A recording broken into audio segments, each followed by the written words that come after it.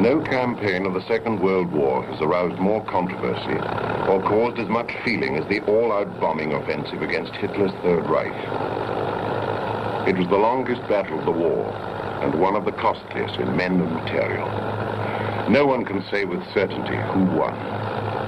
Those who took part will never forget it, and hindsight cannot change what was considered to be the best expedient at the time. The final defeat of Germany was the result of overwhelming military power, and it was power against a German homeland, blockaded, surrounded, and stretched to the limit of its resources, as well as bombed. Each circumstance played its part. This is the story of the bombing and of the great air war that grew out of it.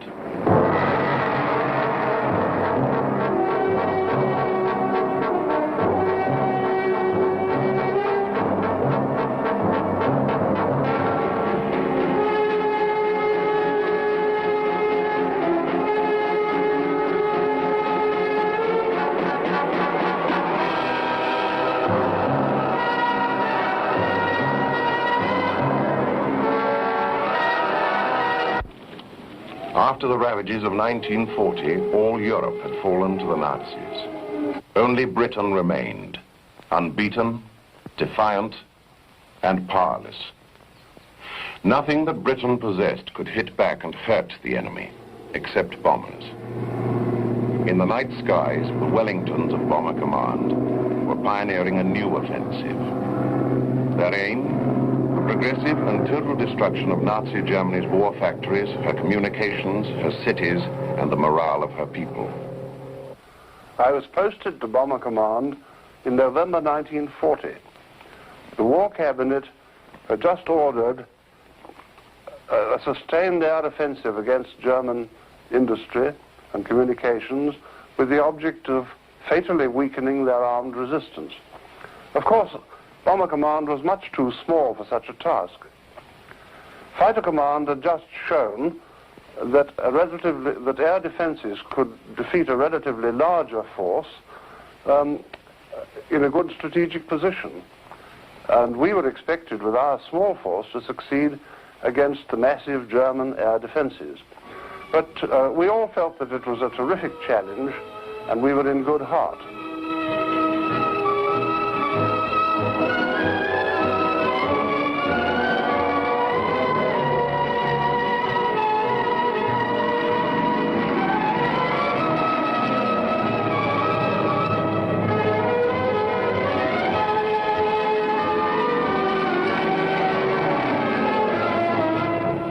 Goering had boasted that no bombs would ever fall on German cities. To defend his boast, powerful anti-aircraft batteries and strong fighter forces were pitted against the marauding bombers. The skies over Europe became a three-dimensional battleground.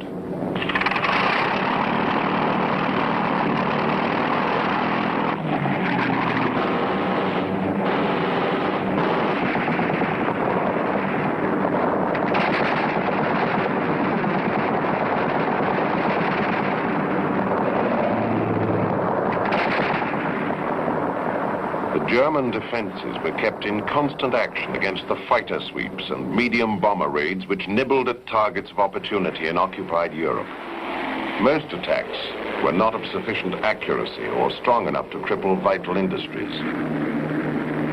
It did not take long for the Royal Air Force to realize that the hazards of using bombers in daylight over enemy territory could not be overcome except at unthinkable cost.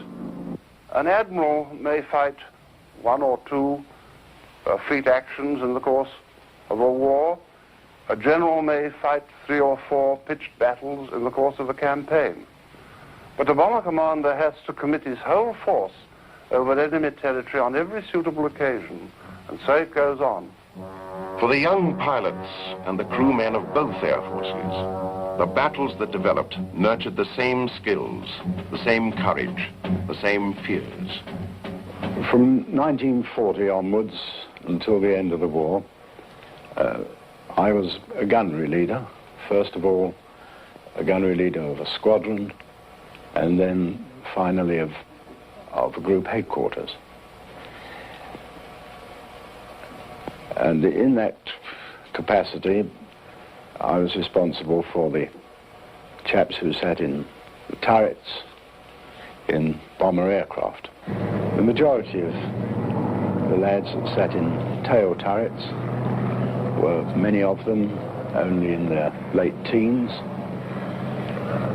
I suppose the vast majority had joined the Air Force expecting to see exciting action, and it must have been, indeed I know it was a pretty horrifying awakening for them to find that they were in fact destined to sit in turrets, very cold, very frightened, very lonely, sometimes for 6, 7 and 8 hours on end. Winston Churchill made no secret of his determination to scourge the German nation and diminish their will to fight. It could be done, he believed, through air power, aimed straight at the workers, the factories, the cities, and the people of Germany.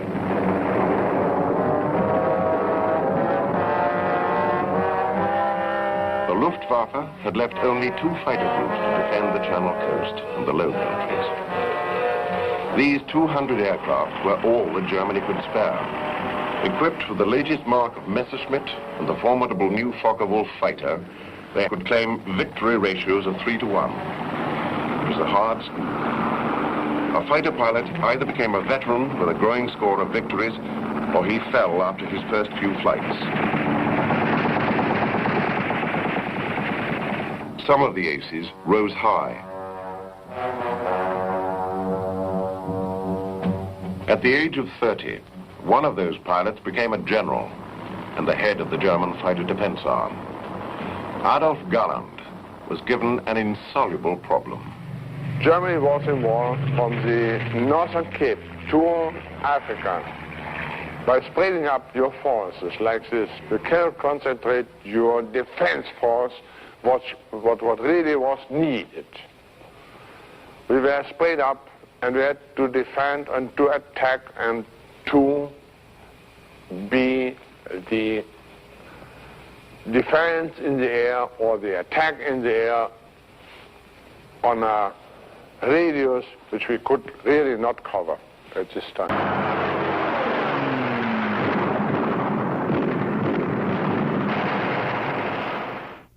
Because of the difficulty in hitting specified targets at night, Bomber Command adopted the principle of area bombing. This method meant that although individual targets might not be hit, considerable destruction would be caused near and around them.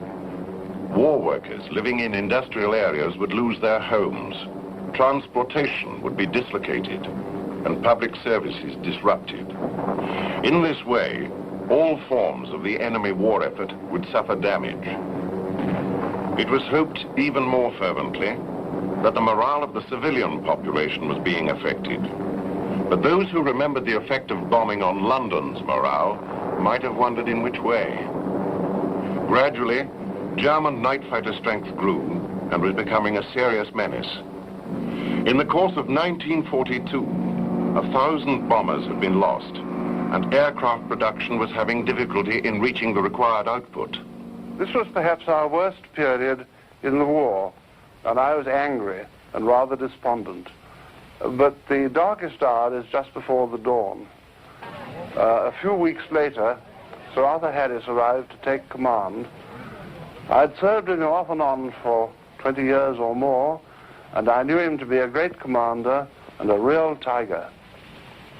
He was astonished and depressed to find how little progress we had made during the last year, and realized that something must be done about it. That something was the first 1,000 bomber raid. Harris firmly believed that if we could concentrate a large number of bombers over one target, the result would be so terrific that everything would be changed. When the time came, the weather was bad, but at last it became just possible. We couldn't wait any longer, and Harris gave the order for the attack to take place. Nearly 1,000 tons of incendiaries were dropped on Cologne. It was estimated that the destruction by fire was 6 times greater than London had suffered during the entire Blitz. Its effect on morale in Britain was invaluable. Now Germany was to reap what she had sown.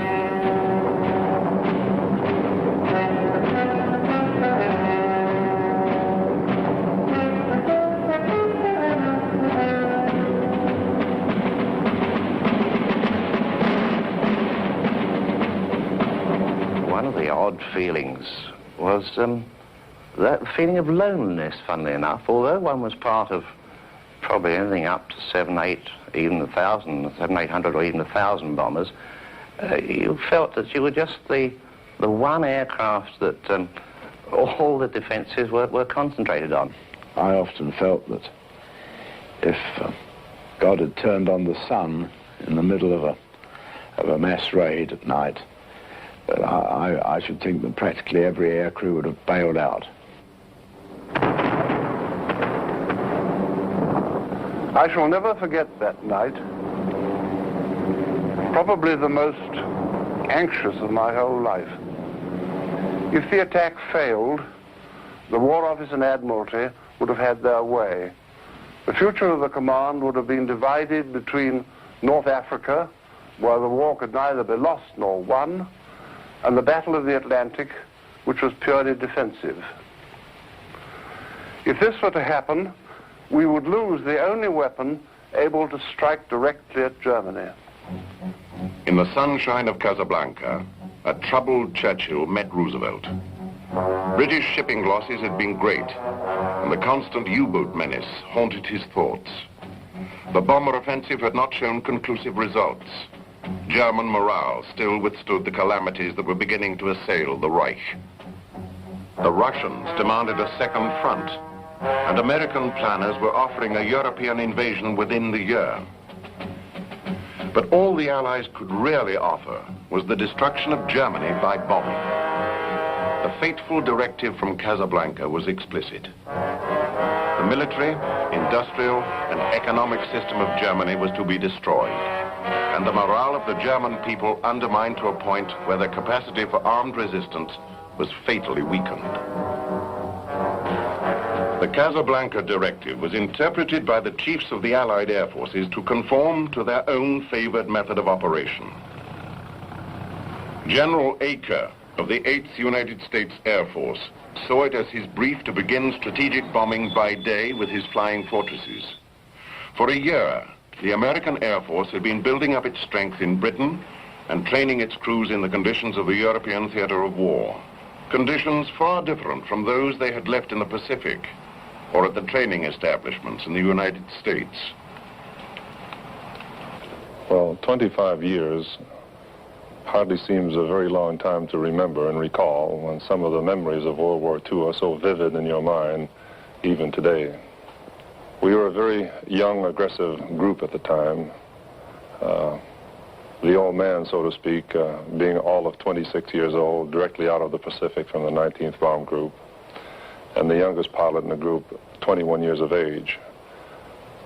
Yet we were an experienced organization, eager, aggressive, and surprisingly, not many of us knew the importance of why we were there. The daylight air offensive was based on the big punch and firepower of the Flying Fortress. This aircraft, which carried a crew of 10, was considered capable of flying high to its target and defending itself with 12 heavy caliber machine guns. When a group of fortresses flew in a box formation, its firepower was believed enough to beat off any attack. The Norden bomb site was considered the most precise in the world, and it was claimed that the bombers could hit a pickle barrel from 20,000 feet. The first tentative raids in daylight were flown against targets in France.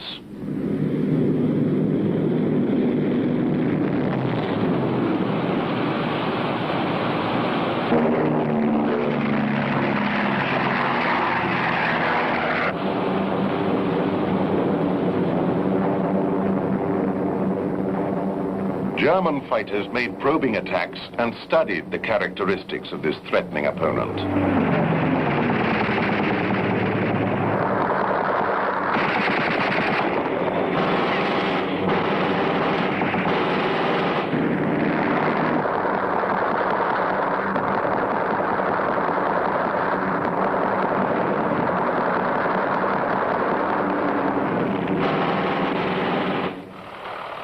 the Royal Air Force had established the striking power of a 1,000-bomber raid.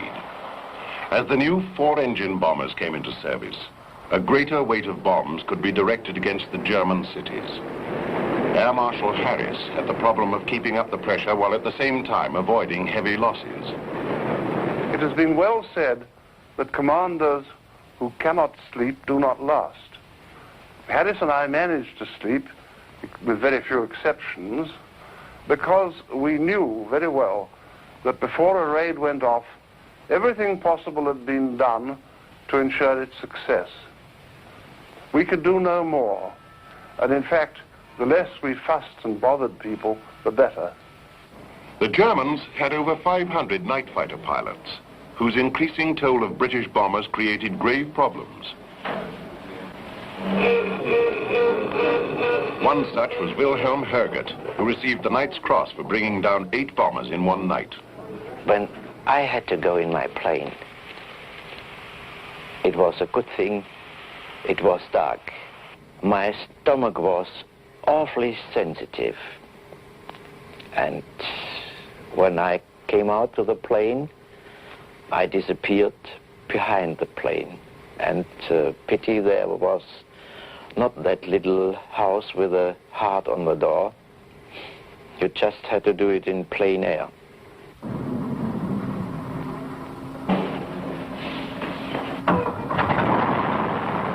You just knew you are right whatever you do, because you were defending your fatherland, Germany. And I think our feeling in Germany was exactly the same what your feeling was when you had to start to fly over Germany. My chief recollection at this rather late period after the war is of rather playing a game, or thinking of it as a game on ops. One put oneself in the place of the German fighters or the German radar people who were tracking you all the way, and they saw you going in a straight line. So you therefore immediately corkscrewed, weaved, lost height, turned 10 or 15 degrees port or starboard, and I flew that way practically from takeoff to target and home again. It was hard work, but at least you felt you were making it more difficult for them. So it was a terrible game, always, like playing cat and mouse, but it was very, very serious because life you could lost. The game atmosphere came in again then, because I remember quite distinctly saying to the gunners, now look, I'm going to fly into the old flak bursts. I suppose on the principle that lightning never strikes twice in the same place. It really was the flak and the searchlights that were the most frightening, particularly the blue master searchlight, which was radar controlled, and once that had locked on to your aircraft, there was no means of getting rid of it other than by getting out of the area. And to sit in a cone of searchlights at 20,000 feet was a pretty naked feeling.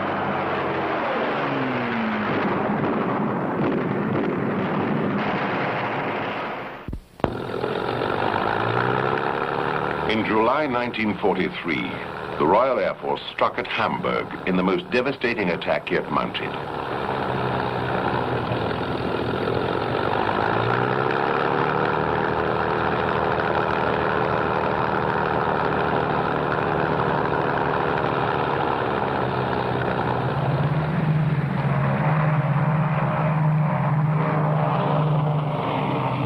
Bomber Command tried every means available to confuse the enemy defense. Great success was achieved with the radar-blinding use of window, a mass of foil-treated paper strips released to cloud the German radar screens. 700 bombers dropped incendiary and block-busting canisters of high explosive in an operation grimly codenamed Gomorrah. It was frighteningly successful, and a cold chill went through the fiber of Germany following the raging firestorms that consumed 15 square miles of Hamburg's built-up surface. In 4 consecutive attacks, 45,000 men, women, and children perished in the burned-out ruins. American bombers interspersed the night raids with day raids and gave no chance to the fire and rescue services to reorganize. "900,000 refugees fled the city in 2 days, carrying the story of the cataclysm to all parts of Germany.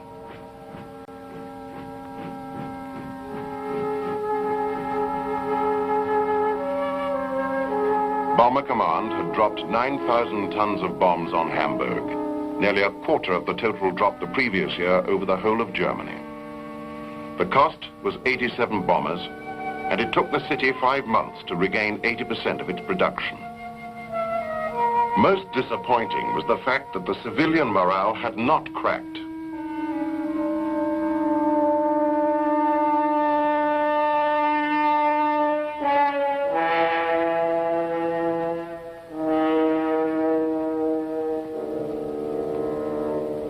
German defense leaders saw in the ruins of Hamburg the eventual fate of all German towns. Hitler refused to visit the bombed areas. Hitler was not a friend of air defense at all. He didn't like defense. His complete intention was to be offensive, to attack. And he did never understand when I tried to make understandable to him that we should first establish a roof over Germany to protect the German production, and then under this roof of air protection start another war productive machinery. At last, the bombing offensive had a tangible success. German production was switched to fighter planes and home defense weapons. Germany was going over to the defense.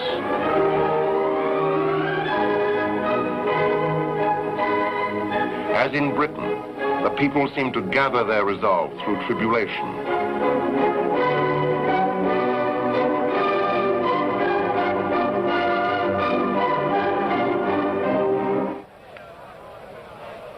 It was the turn of the American flying fortresses to strike with precision attacks at the targets specified by the bombing directive. Priorities had already been changed from U-boat yards and pens to the destruction of the German aircraft industry. It was judged that the Luftwaffe was a greater menace to future Allied operations and had to be eliminated whatever the cost. Chief objective of the 8th Air Force bombers was the important ball-bearing works at Schweinfurt and the Messerschmitt aircraft factory at Regensburg.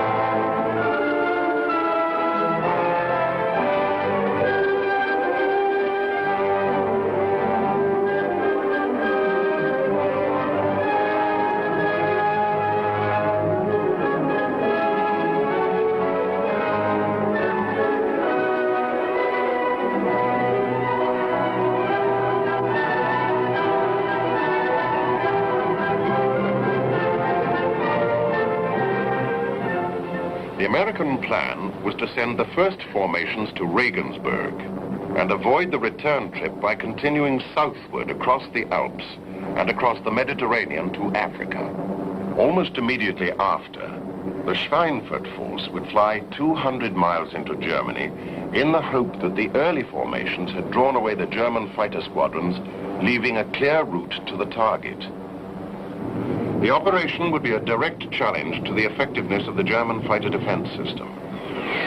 These hopes were cruelly dashed.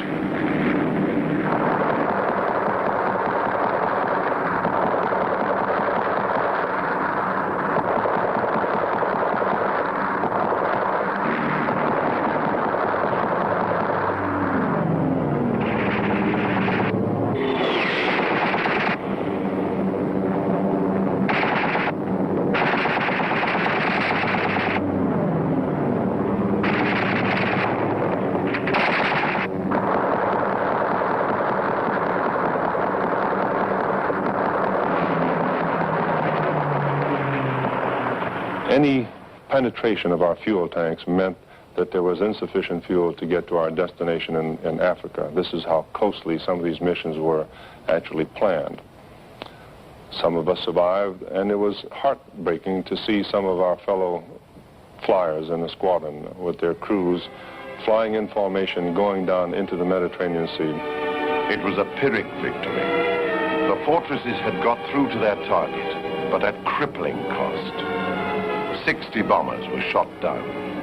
A further 100 seriously damaged.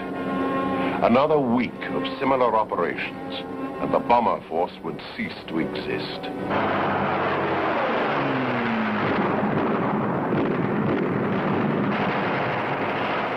Bloody summer of 1943 forced the British and American bombers to pause. Massive losses in aircraft and expensively trained crews had to be made good. In Britain, 40% of war production was now devoted solely to the production of aircraft. More and more sophisticated weapons left the factories of the Ministry of Aircraft Production. The Lancaster bomber, the greatest weight carrier of them all, was being delivered in increasing numbers.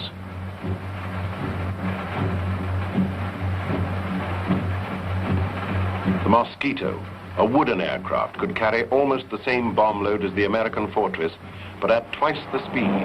It was uncatchable and deadly.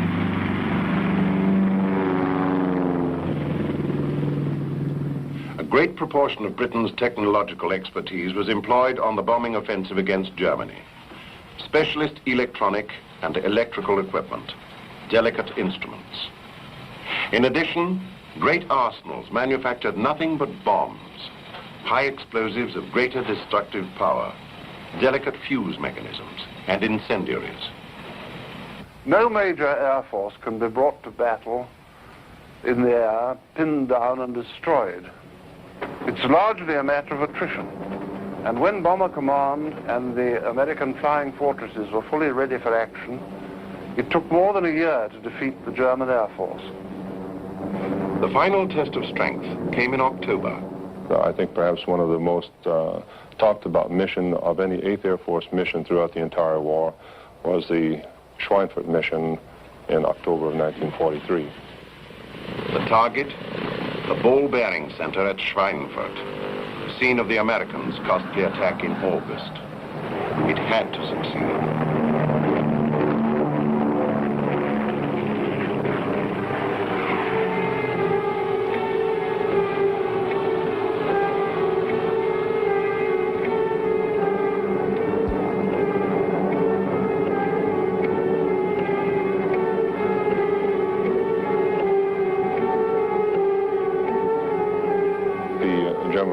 Was most aggressive from the time that we crossed the channel where the Abbeville fighter boys came up after us, Goering's pride and joy.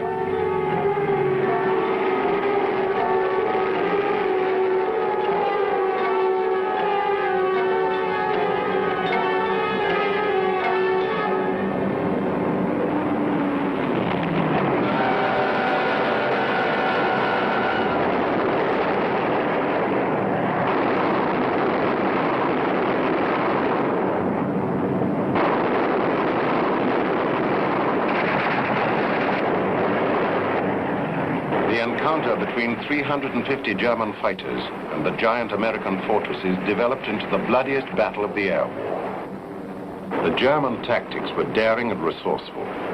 Head-on attacks with single-engine fighters, while twin-engined rocket-firing fighters broke up the tight defensive formations from the rear. There was no survival for stragglers.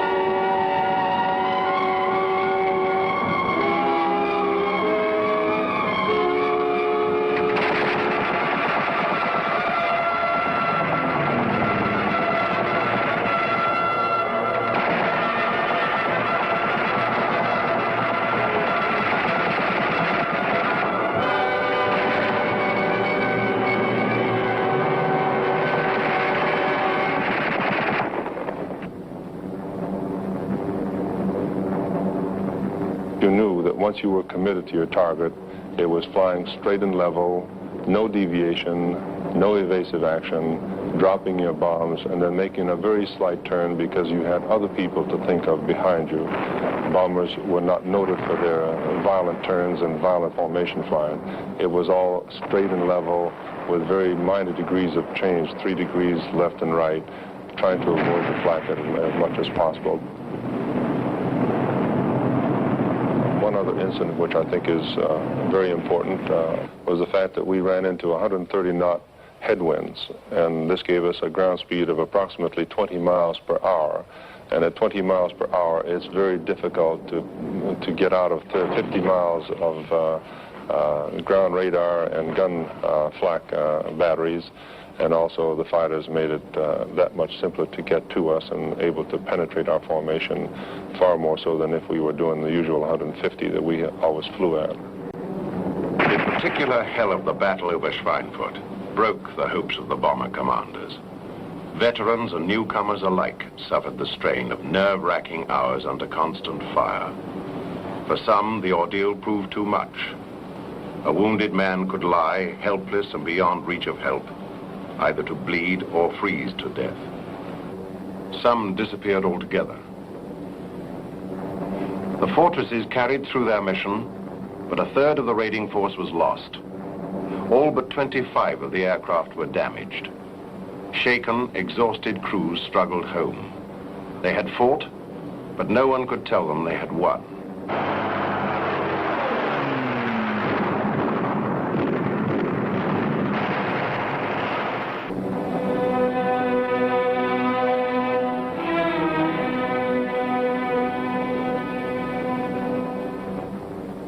Ball-bearing production at Schweinfurt was cut by 2/3, but 4 months later, it had all but regained its former level.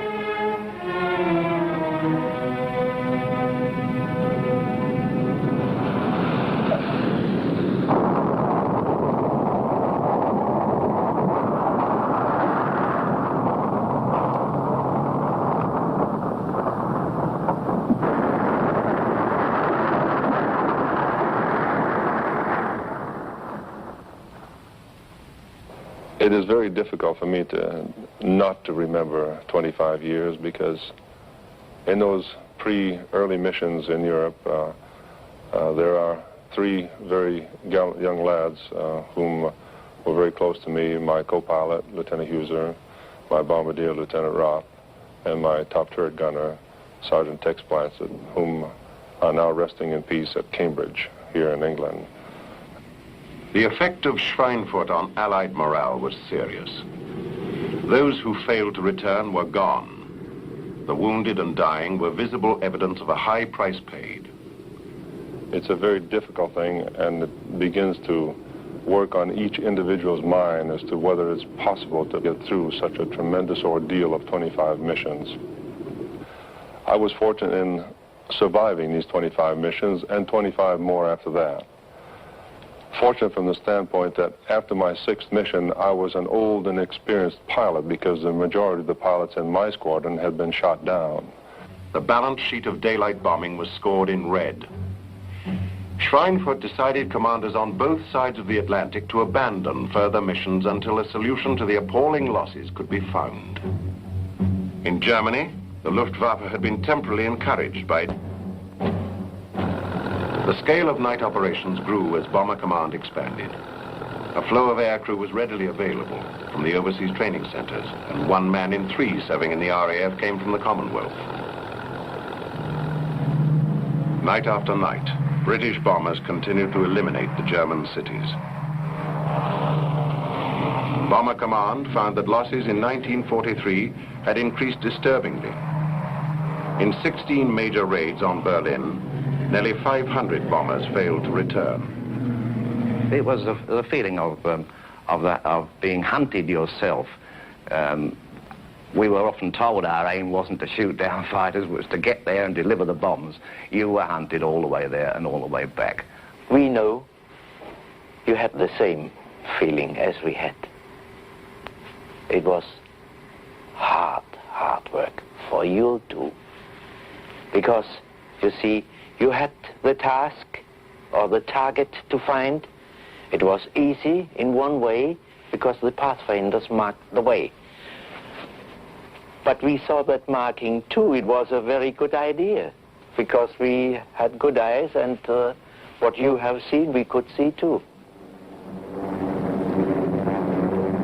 And of all, if you have seen, for example, a town having been bombed, you couldn't believe that if you wouldn't have seen it with your own eyes.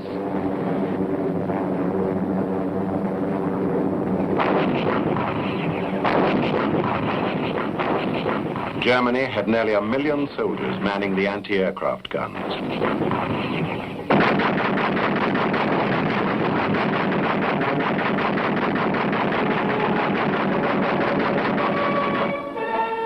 The elite groups of the Luftwaffe night fighter arm increased as if in rhythm with its natural enemy. The force created by General Kammhuber was now the most powerful element in the defense of the Reich. The successes scored at night were often greater than those achieved against the daylight raids. Some of the pilots had flown over 700 combat missions in the course of the war.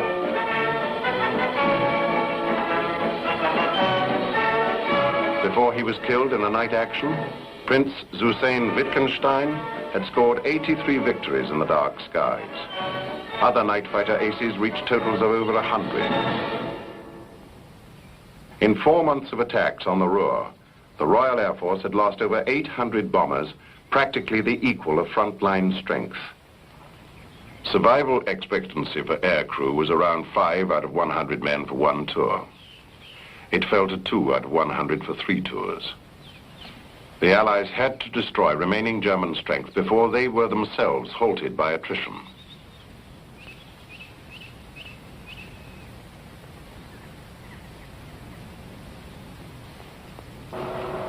Always short of vital raw material, German industry had to salvage every scrap of aluminium. Wreckage of Allied aircraft brought down over the Reich was gathered together in great dumps, and all usable items recovered. Nothing was wasted that could be turned into new German fighter planes. Industry had been dispersed over a wide area, and production rose to unbelievable levels. Albert Speer, the Minister of War Production, had instituted a defense program that provided 3 times the number of fighters than had been built before the bomber offensive.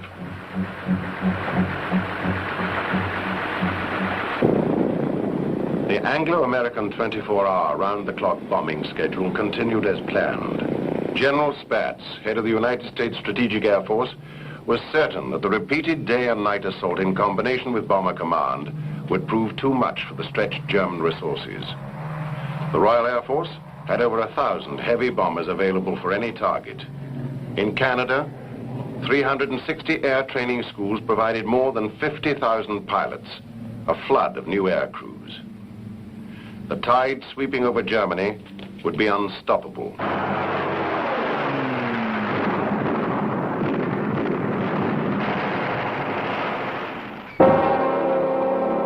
A new factor had entered the battle for air mastery.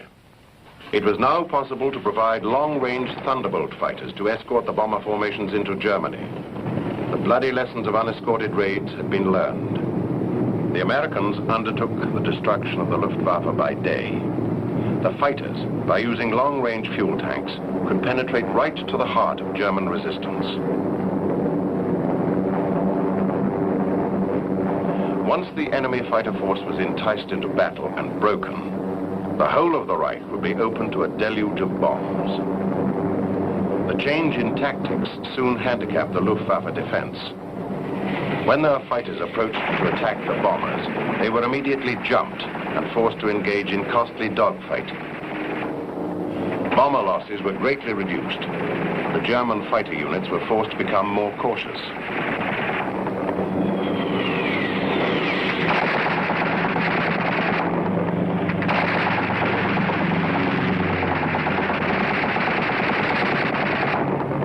The big air battles had been fought before I got over here. I was fortunate, I think, to have flown when we had air superiority, certainly. But like a friend of mine used to say that was flying with us, that Well, maybe the big shows were 6 months ago or last week, but they're still not throwing snowballs up there at us. My first group commander over here, Colonel David Schilling, he said, Keeler, the most expendable thing we have over here is wingmen. And you're going to be a wingman most of your tour over here. And he was right. We lost a lot of wingmen. Galland, the fighter pilot's general and an outspoken critic of the war leadership, found himself in disfavor. Goering had lost Hitler's confidence and blamed events on his subordinates. I had a very big argument always with Goering of being responsible for the German fighter force, and he was always arguing about the bravery, about the spirit of attack. No matter how willing, the German Home Defense Force was hopelessly overcommitted. It had to meet the increasing American attacks with technically inferior machines that had seen their best days. The veterans sensed their fate in the lengthening Allied vapor trails high over Germany. There was no shortage of volunteers, and thousands of young men were still eager to fly. For the great majority, the adventure was brief. The fledglings were destroyed at a greater rate than they could be trained. Not only the novices fell in the bitter battles that raged. The unit commanders and veterans were rapidly being eliminated. Nobody can blame that this fighter arm did not do his duty in such a situation. That's impossible. I think the fact that we would catch the German fighter pilots in the traffic patterns at times, when we were on the rodeos, the fighter sweeps ahead of the bombers, and that we would catch them many times doing stupid things, such as failing to release their drop tanks, certainly indicated that we were fighting an inferior German pilot in 1944, certainly inferior to the type that they were putting up in the year before. The final blow came when the Mustang long-range fighter appeared. This machine was the result of combining a British Rolls-Royce engine and an American airframe. And the range of the Mustangs was not even limited by reaching Berlin. They could reach Leipzig, Middle Germany, and they could even go over Germany and land in the Russian bases. It proved to be the supreme instrument of air mastery in the Battle of Germany. With its long range and superior performance, it could roam at will through German skies. The extent of the daylight battle became enormous. Using its technical and numerical advantage, the American Air Force went all out to destroy the remaining enemy fighters wherever they could be found. The German hunters had now become the prey.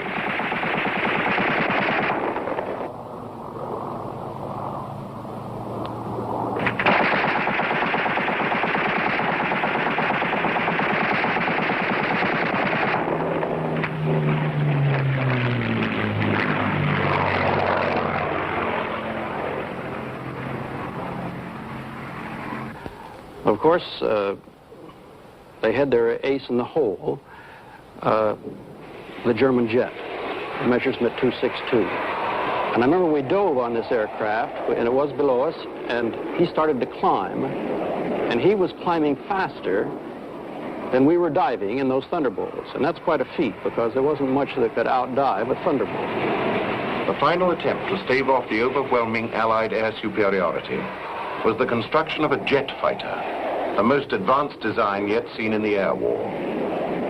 In spite of relentless bombing, the German aircraft industry had managed to produce over 1,000 machines. It could hardly affect the outcome of the war, but it severely shook the Allied Air Command. Now, when it was too late, the Luftwaffe began to re-equip their remaining forces with technically outstanding weapons. Another radical approach was the use of rocket-powered fighters.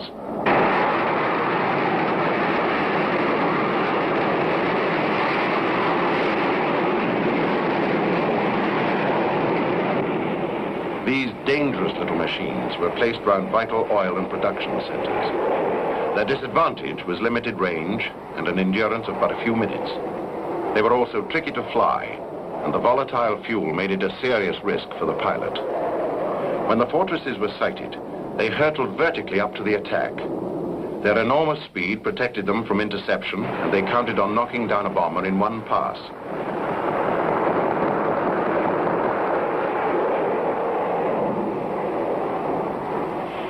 No amount of ingenuity or desperate improvisation could forestall the Allied superiority. The Allied armies were on the continent and closing ever nearer to German soil. The entire length and breadth of the Reich was open to the American and British air forces. The fighters of the Royal Air Force could now join battle by flying from European bases. The Germans were caught on the ground. Low-level attacks destroyed the bulk of the remaining opposition. Ironically, German aircraft production reached its peak in the autumn of 1944, but most of it was lost in strafing and bombing raids on airfields where the machines were awaiting fuel and pilots, both in critical supply. The attacks against the transportation and fuel targets of the enemy military machine proved the fatal blow.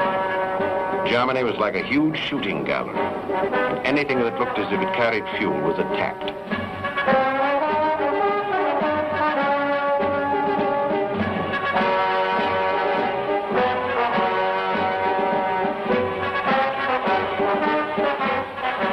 The German night fighter force, which was enjoying a degree of success against the RAF night bombers, found itself caught on the ground by day and severely reduced from further operations.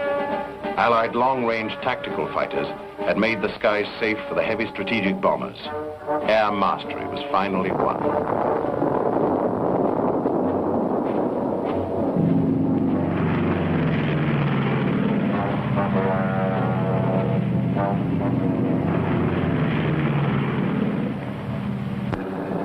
The Americans could put up 2,000 bombers daily, and the RAF over 1,000.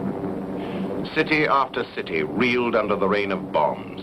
Berlin, Hamburg, and Dresden, where more people died in one night than at Hiroshima.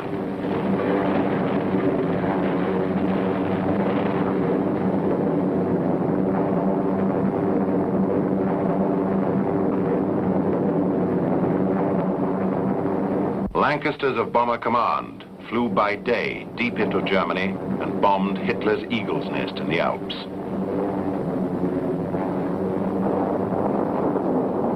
It was a symbolic gesture of victory. The cost of the air war over Germany was enormous. Royal Air Force Bomber Command lost 50,000 aircrew killed in action, 67% of total British air casualties. The American Air Force lost nearly 80,000 airmen. 9,000 heavy bombers had been shot down. 1.5 million tons of bombs had fallen. Germany was laid waste.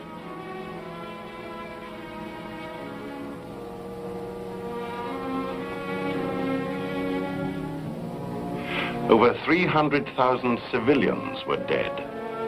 Most of the major cities lay in ruins, and nearly 8 million people were homeless. Both sides seemed stunned after the event. No one can say to this day how the balance sheet of the strategic bombing campaign reads. Whether the vast expense of industry, of technology, of treasure, of human life achieved what the Allied leaders hoped. But the courage and dedication of the crews who fought the lonely battles of the sky is without question. It won the admiration of surviving German airmen who shared their agony and raised a monument to those eagles of all the warring countries who died in the skies over Germany. The battle you have just seen was one of the decisive battles of the Second World War, a war that affected the destinies of men and nations the world over. The film you have just witnessed was discovered in film libraries all over the world and painstakingly edited to show you the incredible impact these individual battles had on the outcome of this most devastating of wars. The world, thanks to these films, will never forget the tremendous effort put forth by all people, included in the big battles.